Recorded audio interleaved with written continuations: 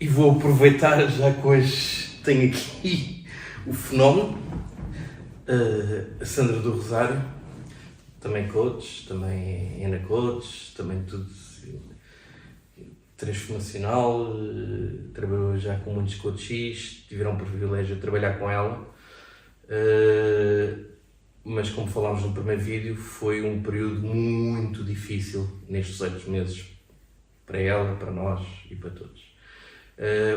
Eu agora, o primeiro vídeo foi um bocado um vídeo motivacional para quem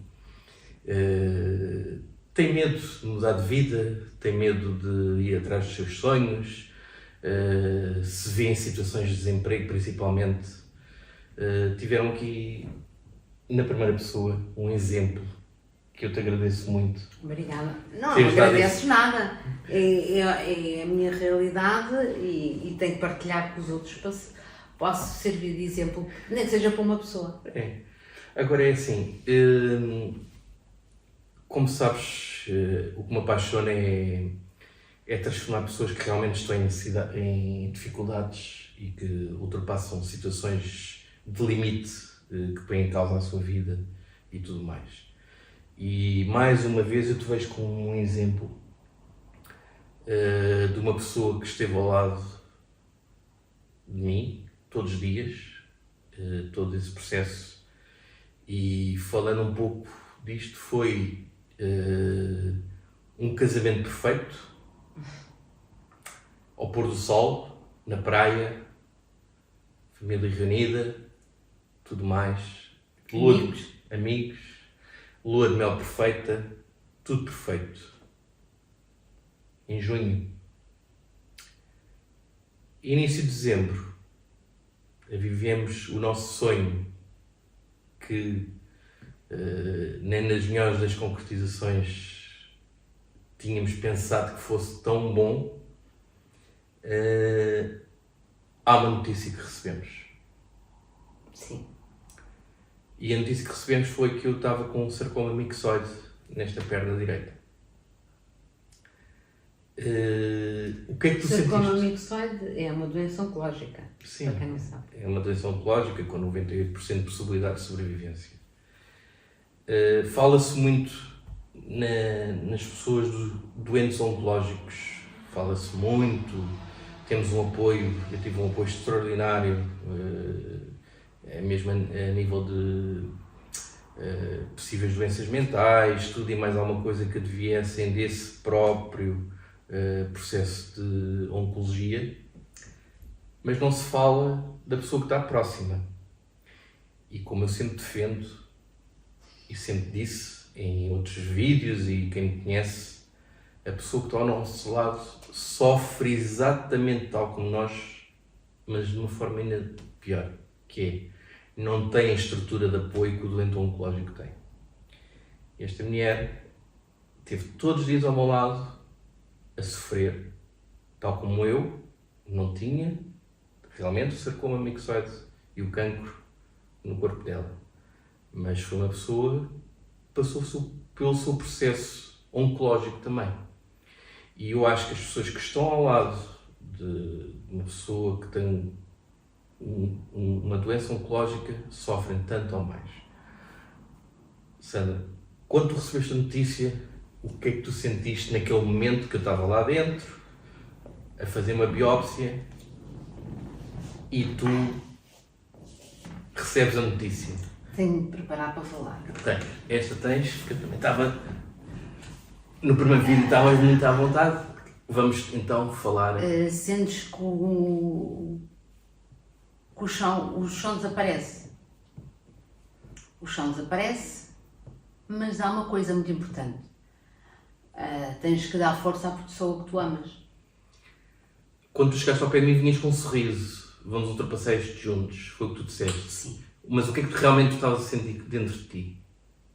Que queria sair dali, que queria desaparecer daquele momento. E porquê que não desapareceste? Porque havia algo superior que precisava de mim. Tu precisavas de mim mais do que nunca, porque não é só nos momentos bons que temos que confraternizar e que temos que comemorar, como também nos momentos menos bons, ou seja, péssimos, temos que estar ao lado da pessoa que amamos. Foi um processo que, por opção e por opção económica, foi mesmo assim, eu tive que te acompanhar. Tivemos o privilégio de, após a tua operação e após a tua intervenção cirúrgica, que demorou várias horas, que uma coisinha que tinha 9 centímetros, quando o médico mostrou, tinha 18 centímetros, era um naco de carne.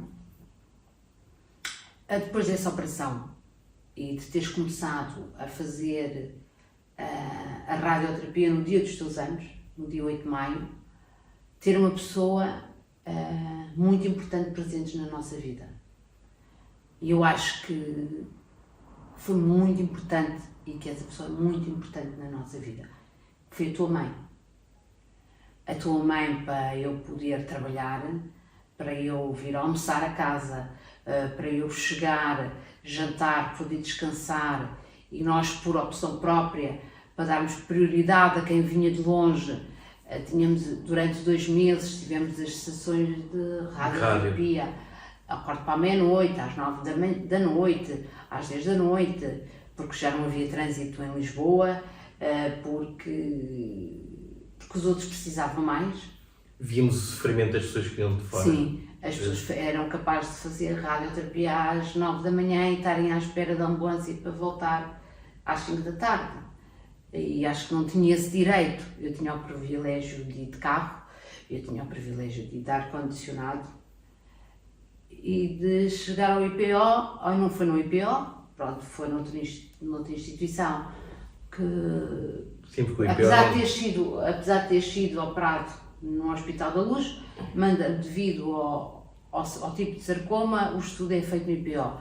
E mandaram o Carlos para o IPO. Mas no IPO não tinham resposta para dar, de acordo com o protocolo, para fazer 2 meses após a operação, poder fazer iniciar a radioterapia. Fomos para uma organização privada. Pronto. Mas, como aconteceu ao Carlos, acontecia a N pessoas que estavam lá naquela organização. E eu sentia que não tinha o direito. Eu tinha o privilégio de estar a 15 km do IPO, a viver em Lisboa, a ir de carro. Lá estou eu um tipo 2. Sim. Né? Agora percebes isso? Percebo isso. E apesar de no outro dia de manhã ir trabalhar, eu sentia que não tinha o direito de tirar uma vaga a quem vinha de longe, a quem vinha de Santarém, a quem vinha de Abrantes, a quem vinha não sei de onde, que tinha que voltar e no outro dia tinha que voltar. Mas que defesas, que atitudes é que tu tomaste? Foi muito. Depois veio as radiodermites, veio tudo e mais alguma coisa.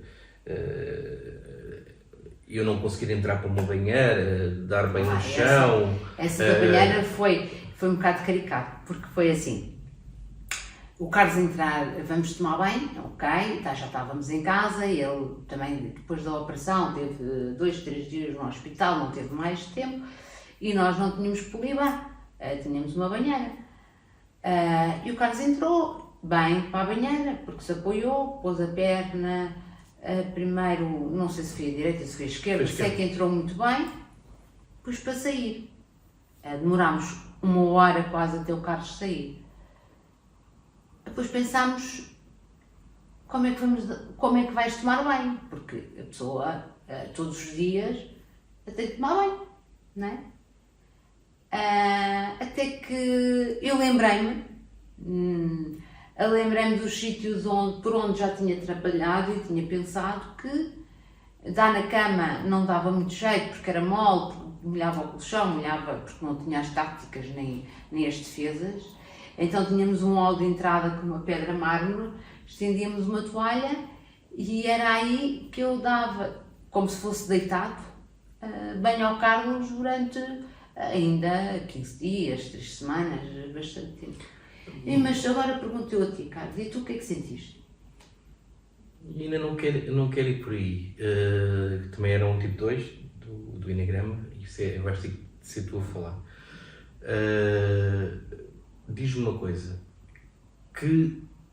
O que é que tu fizeste de trabalho mental contigo próprio e de autoconhecimento, autodesenvolvimento, para tu conseguires, perante uma situação que estavas de desespero, conseguir à mesma ir trabalhar, chegar a casa com um sorriso na boca, dar-me a maior força do mundo todos os dias, dar-me aqueles momentos que eu me ia abaixo, como é normal, em situações de rádio. Fizemos ruas em Lisboa, andar a pés, sangue a escorrer com radiodermites, tudo e mais alguma coisa. Onde é que tu foste buscar e que trabalho é que fizeste contigo própria para conseguires ter essa força interior? Primeiro de tudo foi acreditar que aquilo seria transitório.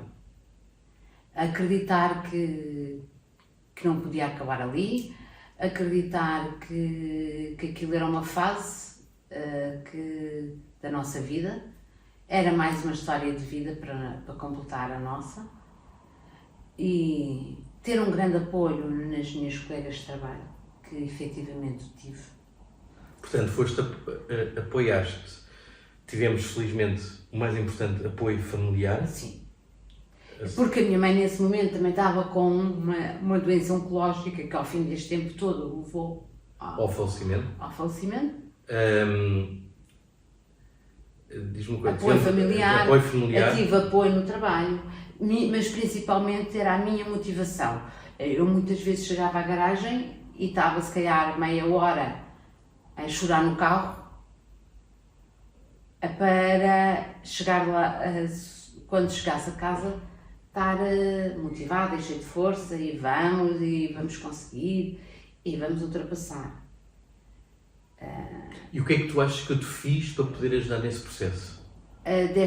Tu próprio me deste motivação, porque eu chegava, porque felizmente a mãe do Carlos estava lá em casa, pronto, tínhamos apoio familiar, e partilhava da nossa opinião. Eu chegava a casa, muitas vezes ia para o ginásio, para descarregar todas aquelas energias negativas que tinha comigo. Então tu achas que o doente oncológico também tem um papel fundamental no apoio a quem... Ao cuidador informal? Tem. Porque assim... O que é que eu te dizia que te ajudava a ultrapassar? Porque tu valorizavas tudo aquilo que eu fazia. Tu valorizavas o facto de eu estar no trabalho, tu valorizavas o facto de eu ir todos os dias contigo e de irmos todos os dias fazer a radioterapia. E o que é que tu sentiste da minha parte, também como tipo 2? Eu obrigava-te a ir ao ginásio, correto? O tipo 2, o que é que o tipo 2 dá? É apoio ao outro, não é? Portanto, nós apoiávamos-nos mutuamente. Pronto. Não é? Na altura tivemos também um grupo de pessoas, sim, sem dúvida alguma, que nos apoiou bastante. Porque os amigos vêm-se nas dificuldades e depois podem até se afastar e deixar de termos contacto e de termos relacionamento. Mas naquele momento houve meia dúzia de pessoas que foram não familiares, mas amigos, que foram nossos amigos e que nos deram força, que nos queriam ir, que fôssemos jantar, que queriam que iam lá à casa, que acompanharam na altura da operação. Também é muito importante sentir esse tipo de apoio. Mas assim, apesar de eu ter tido consultas também de psicologia no IBO, de apoio ao cuidador, não sei, eu tenho, sabes, é que eu guardo as coisas muito bem guardadinhas nas minhas gavetas, para não misturar sentimentos. Sim, não trazer as emoções à flor da pele, que é aquilo que trabalhas diariamente para vir. O que eu quero dizer é, quem esteja com... É assim, É uma família que está doente.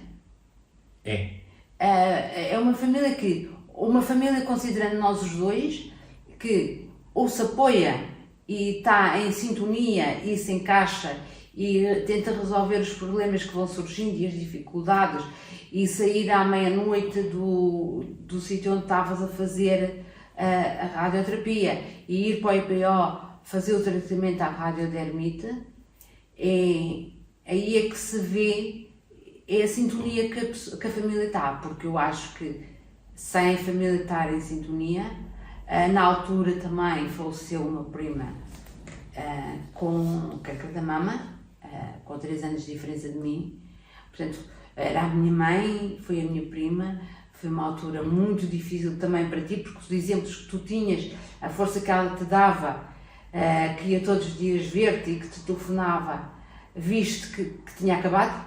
Exatamente. Que o exemplo que tu tinhas tinha morrido, não é? E também agora gostava de saber o que é que tu sentiste quando isso aconteceu. Porque ela foi uma pessoa que nos apoiou sempre. Eu como tu sabes, eu já vinha de uma doença muito limitante, que era a doença de Crohn, e já tinha passado por situações limites de vida ou de morte mais momentânea. Mais iminentes. Quando soube que tinha um cancro... Desculpa lá, mas nesse momento o teu apoio resumia-se praticamente à tua mãe ou ao teu pai, não é? Não, fui sozinho mesmo. Foi mesmo, ultrapassei essa situação sozinho, foi quando entrei no caminho do desenvolvimento pessoal. Eu próprio transformei através de um autodesenvolvimento, foi quando comecei em 2005. Portanto, já praticamente há quase há 20 anos, há 19 anos, a entrar no desenvolvimento pessoal, procurei ajuda. Essa ajuda veio-me dar aberturas de portas para entrar no processo de desenvolvimento pessoal e fiz um processo de desenvolvimento pessoal comigo.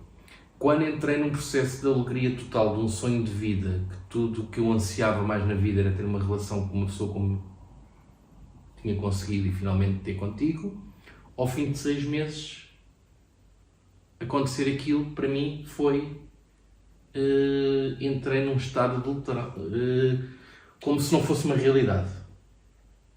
Mas tiveste que arranjar força em alguma coisa. Fui buscar forças no amor. Fui buscar forças no sonho. Fui buscar forças no eu quero continuar a sonhar, eu quero continuar a ter os meus sonhos e não vai ser isto que me vai deitar abaixo. Então posso dizer, agora trocamos um bocadinho de papel, posso dizer que é assim, a principal cura de uma doença oncológica é o amor. É. Podemos fazer os tratamentos todos que fizermos. Podemos ter tudo os melhores médicos do mundo. Estar no melhor sítio, com os melhores administrativos, com os melhores enfermeiros, com os melhores auxiliares, com os melhores médicos, não é? Mas a grande força é a positividade e acreditar que tudo vai passar. Foi sempre isso que eu tive em mente, que era uma fase, que se me estava a acontecer aquilo era por alguma coisa, e hoje agradeço ter-me acontecido, porque essa não gostei muito. Sinto que me tornou uma pessoa diferente, mais agarrado à terra, mais agarrado ao momento e não viver tão na lua como vivia até então. Sim, porque tu eras uma pessoa que vivias muito era um sonhador nato e vivia... Mas continuas a ser um sonhador. Sou um sonhador nato, mas já vivo mais um momento e não tanta perspectiva futura, tanta ansiedade, comecei a olhar mais para mim como se fosse um processo de eu tenho controle sobre o meu corpo. Eu consigo, eu vou conseguir ultrapassar isto. Tal como tu choravas na garagem, eu também me punha a fazer o meu trabalho de positividade e mental comigo mesmo, para quando tu chegasses tivesse com um sorriso na cara. acima de tudo, foi uma coisa que eu sempre fiz, foi praticamente só não trabalhei 4 dias. Não, bem, mas tu és uma pessoa. Há uma diferença entre nós, apesar de ser um tipo 2. É que tu és uma pessoa extremamente bem disposta. És uma pessoa que não vai buscar coisas do passado para viver o presente, nem o futuro. Eu não é? Eu sou um tipo 2 que também gosto de ajudar, mas que parece que às vezes, muitas vezes me falta a energia. Eu vou-te dizer o que é que me aconteceu nesse processo. Eu parti de um princípio que é, eu tinha tido um passado, tinha tido uma doença que me levou a 3, 4 cirurgias, já nem me lembro quantas é que foi, e por situações extremas de vida ou de morte. E então eu fui buscar essa experiência para no presente conseguir ultrapassar melhor as dificuldades que estava a ter. Quanto ao futuro, eu sonhava, mas não pensava num futuro muito distante para não me criar uma ansiedade e que deixasse de poder ter algum sonho a muito longo prazo. O meu sonho para mim era o facto de chegares a casa, o facto de eu ter feito mais uma sessão de rádio, o facto de eu me estar a sentir melhor, o facto de eu ter passado o dia até conseguido trabalhar e desenvolver a minha ideia. Sim, porque eu, passado 4 dias de ter sido operada, ainda não tinha começado a radioterapia, foste com a tua mãe entregar um processo referente ao teu trabalho, não é? Sim. Portanto... E toda a gente dizia para eu não trabalhar, eu sempre quis trabalhar. Deram-me possibilidades, agora com o Covid é mais natural fazer-se isso, mas eu se calhar fui das primeiras pessoas a fazer teletrabalho, porque assim o pedi e assim me deram a possibilidade. Também na área que eu trabalho era mais fácil. Esta perspectiva de eu fui buscar a experiência passada, tinha 2 opções. Ou ia buscar a experiência passada e eu coitadinho mais uma vez e não sei o quê. Não, fui buscar do passado toda a experiência que eu tinha tido no passado para usar no presente como me potenciar e jogar para a frente e dar-me forças para ultrapassar as dificuldades que estava a ter no presente. Porque já tinha tido a experiência passada. Mas, por exemplo, eu tenho uma história de vida, né? No passado. Nunca tive história de vida de doenças. Sim. Tanto que o meu pai morreu de morte súbita, com um infarto agudo do miocárdio, portanto, foi muito complicado, mas não tinha aquela história de diariamente ir para os hospitais, ter que pedir para ir para os hospitais, organizar o trabalho para ter que ir para os hospitais, nunca me tinha passado. E eu acho que quando nós sentimos que temos que estar num sítio, mas que não podemos descurar o outro, nós conseguimos arranjar forças. E eu percebo a tua força, não é? Porque tu tinhas tido a doença de Crohn, tinhas sido operado, tinhas estado não sei quantos meses internado e foste buscar o lado positivo. A experiência positiva, que é o que eu defendo, que é uma pessoa em relação às limitações do passado e às experiências negativas do passado, tem que tirar uma experiência que nos dê um know-how positivo para ultrapassar o presente. Quanto ao futuro, esta doença trouxe-me mais para o presente, que eu vivia em constante stress e constante ansiedade, que eu fazia projetos a muito longo prazo. E agora esta doença transformou-me uma pessoa que tenho os meus sonhos, tenho os meus projetos, mas não penso a muito longo prazo. Tirou uma ansiedade e o stress do futuro. E eu neste momento vivo no presente. Isso é excelente. Eu referiste aí 2 coisas e tu sabes, posso só referir aqui. Nós estamos aqui a falar, não temos água, mas vai. É a ansiedade e o stress. Sim. Coisa que eu não consigo ultrapassar. E é um trabalho que eu já tenho feito contigo e assim, também Mas também passei pela pior fase da vida quase de uma pessoa, não é? Então o que é que tu podes dizer?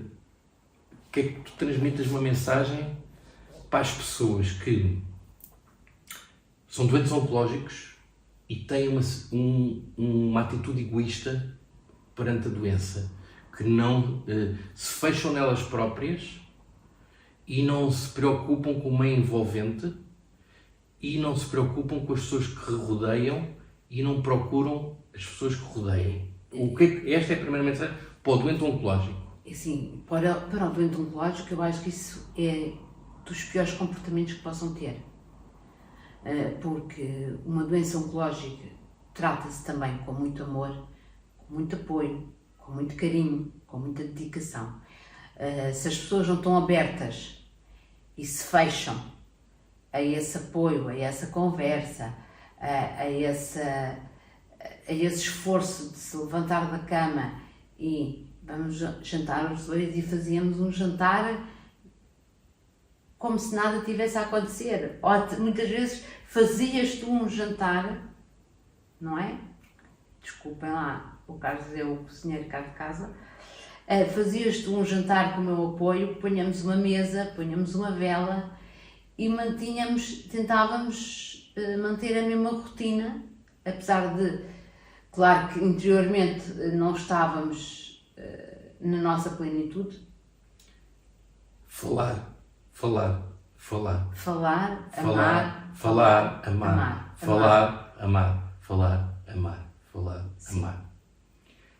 Que mensagem que transmites para as pessoas que têm, como uma pessoa que mais ama, um filho, um marido, uma mãe, que seja um doente oncológico? O que é que tu dizes a essas pessoas? Que atitudes é que devem ter de autodefesa? Porque é assim, melhor do que ninguém, pronto, é assim, não podes cuidar se não cuidares de ti próprio, não é? Eu tenho 2 exemplos. Tenho um exemplo, o teu exemplo, que foi cuidar e amar, com o apoio de amigos e com o apoio da tua mãe. Deixa-me só, não é? Tenho que foi cuidar ao máximo dos máximos. Mas o que é que tu fizeste de trabalho contigo próprio? O que é que tu aconselhas as pessoas a fazer? Eu acho, conforme eu disse na primeira parte que nós tínhamos a falar, nasce um bocado de nós. A resiliência, a motivação, tudo vem de nós. E quase que as coisas vêm espontâneas. E quem não tiver essa... eu acho que tem que procurar apoio de um coach, de um psicólogo. O psicólogo não tanto, mas tem que procurar apoio de um técnico especialista para essas coisas. Porque tive o teu exemplo, que foi uma coisa que nós fomos sabendo aos poucos que tu tinhas, que foste operado, que fizeste radioterapia, que sabíamos que com amor, nós não sabíamos, ouvimos falar que com dedicação e com carinho e com cumplicidade, eu acho que parte de tudo isto muita cumplicidade. E acreditar que tu melhoravas. Quando tu me disseste aquela frase que eu vou repetir sempre, que é: tu tens a obrigação moral de ensinar, ajudar e partilhar o teu conhecimento, quer com o doente oncológico, quer com quem não seja, quer seja com a pessoa direta. O que é que tu viste em mim com capacidade para ajudar um doente oncológico a ultrapassar porque sente no próprio corpo, não é? Ou ajudar uma pessoa que esteja a acompanhar um doente oncológico? Primeiro porque tu também és uma pessoa que tens uma motivação extremamente grande. Quando tu te empenhas e tu te dedicas a uma causa... Eu sou uma mais-valia, por exemplo, tu procuravas-me? Procurei-te. Eu falei em 2 casos. Tive o caso da minha mãe, que não se sabia qual era a doença, e em 20 dias descobrimos que era uma doença oncológica e que durava dias. E eu socorri-me do teu apoio. Portanto, algo, já não falando em todas... Mas foi a primeira vez que socorreste de um apoio profissional, não foi um apoio... Tu não precisavas nessa altura do marido, precisavas na altura... Sim, precisava. Precisava, e tu, como sabes, foste até mesmo para a pessoa que estava doente, foste um grande apoio, um grande motivador. Tu aconselhas mais pessoas? eu aconselho vivamente, porque até à minha mãe que partiu, ele conseguia fazer rir nos últimos dias, ele conseguia falar com ela, estar com ela, mas foi um momento que todos nós sabíamos que o dia havia de chegar, não sabíamos qual era, mas que sempre o vivenciámos como se fosse o último dia, mas não de desespero, de tranquilidade e de paz. E o que é que tu achas que eu nisso contribuí e posso contribuir para as pessoas e ser uma mais-valia para as pessoas que passam por este tipo de problemas? Neste momento, após todo o teu desenvolvimento pessoal que tu fizeste ao longo de 2005 até agora, acho que assim, quem não o aproveitar, eu beneficiei dele, a minha mãe beneficiou dele. E assim, nós, se não tivermos apoio na família, temos sempre que procurar um apoio externo, um especialista, sempre. E faça a tua experiência de estar não sei quantos meses num hospital, teres ferros espetados com arames para a costura não fechar, faça tudo aquilo que tu passaste e tudo aquilo que tu tens te dedicado exaustivamente nos últimos anos, principalmente nos últimos 2 anos, és uma mais-valia para ajudar a poder ultrapassar qualquer situação que a pessoa esteja a passar. E não é preciso ter um doente oncológico, não é preciso ter uma doença rara, não é preciso nada. Há momentos na nossa vida que nós, até eu própria, e contradigo aquilo um pouco que disse anteriormente, há momentos na nossa vida que nós temos que ter um conselho técnico, que precisamos de alguém que nos diga como reagir, ou seja, eu sinto-me nostálgica, eu sinto-me sem forças, o que é que eu hei de fazer, eu não estou satisfeita. E dizer isso a um profissional e ter, neste caso, era o meu marido, mas ter alguém que nos diz, não, veste a tua melhor roupa, vamos escolher aqui, vamos comprar o vestido mais giro que a gente veja, motiva-te nestas fases da morte, como aconteceu com a minha mãe, não é? Sim.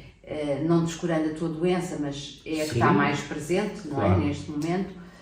É muito importante ter um especialista a dar-nos orientações para nós não cairmos numa depressão profunda, porque senão caímos numa depressão profunda. Sentiste que eu te apoio na tua saúde mental? Muito. Muito. Então agora vou aproveitar a tua presença, que eu não sei se vais voltar a querer fazer um vídeo comigo, porque é mesmo assim, em 2 minutos ali para a câmara, promove o teu marido como... Pois, o Carlos Magalhães é uma pessoa fantástica e fabulosa, mesmo antes de ter todo este conhecimento de terapias holísticas, de coaches, de tudo. Portanto, é assim, quem esteja em situações de depressão, quem precise de apoio, esteja baralhado em situações de desemprego, em situações que a vida não está a correr bem com os filhos, em situações que a vida não está a correr bem com o marido, que se calhar isso é preciso de uma alavancagem para que tudo mude, para que as coisas se modifiquem e ao modificarem-se com este tipo de terapias é sempre ao lado positivo. Aconselho vivamente, mandem-lhe uma mensagem por WhatsApp, falarem com o Carlos, porque ele é um terapeuta de 2 mãos cheias, não é de uma mão cheia, de 2 mãos cheias, e é uma pessoa fantástica. Obrigado.